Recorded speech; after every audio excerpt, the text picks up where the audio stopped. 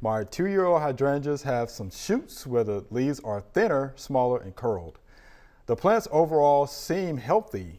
They each have this deformed foliage and random spots. It looks similar to rose rosette disease, which we do have on our knockout roses in the front yard. I'm not sure if that can be transferred to non-rose plants or if this is some kind of fungus, virus, etc. It looks very similar though. Lots of deformed leaf production with no blooms. And this is from Nicole right here in Memphis. So they do have rose rosette virus. Does it transfer? But if you look at the hydrangeas, what do you think? No. Doesn't transfer. No. That's why it's called rose rosette. It's rose Right, rosette. and she was smart to ask that question. Yes, It is. yes, A lot that's of what I people thought. will think. That's right. It's a good Exactly it's a good identifier too of how it's growing. But that's indicative of a lot of things like viruses of It I can don't be, know. but I'm thinking it's herbicides myself. Okay. could be. Just recently Okay. looked at Okay. something just identical to that photo, and it was up in Benton County, and this lady had occasionally used a little bit of Roundup or glyphosate to kill weeds around in her flower bed. And I said, well, normally that wouldn't be a problem, but let me look at the bottle. And when we did, it was the one that is 365.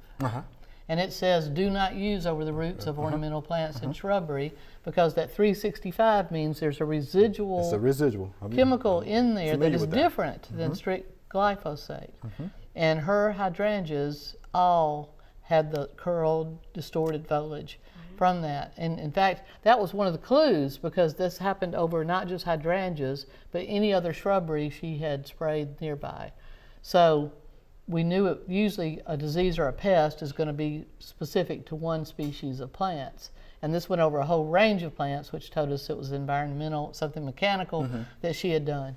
So I would think that first. It might not be that she sprayed anything, but is there a lawn care company somewhere that Sure, did for could be. broadleaf weeds? Could be.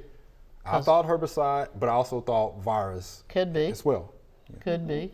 I haven't seen that virus on hydrangeas do that. Have y'all? No, I've not. The only virus seen I know of is there is a virus. But it's usually leaf spots of some It's a type. mottle virus. Right. You know, that kind of has the light green leaves. Yeah. You know, kind of has deformed tissue, plant tissue that kind Yeah. of looks similar to that. Yeah. But again, it could be a virus and it could be herbicide. The twisting and distortion Twisting. usually says herbicide to me. Twisting, curling, coupling Yep. is usually herbicide. Pale. Yeah, pale, kind of strappled leaves. Yep, I would ask what people have been using nearby, even though she may not be the person who applied it. Okay.